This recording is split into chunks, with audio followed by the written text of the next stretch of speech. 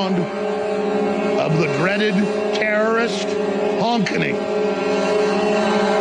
Now, I could play you the city councils, the national government, the would-be dictator who says he wants to be a dictator, Trudeau, denouncing them, saying they're terrorists, saying they're illegal, but you've probably already seen it. And listening and watching Trudeau is a little more than I could stomach today. But it's incredible. And they're like, how dare them blockade us? How dare them try to keep us from going out and try to bankrupt us and try to make us stay in our homes when that's what they've been doing for 2 years to the Canadians through their nanny state garbage with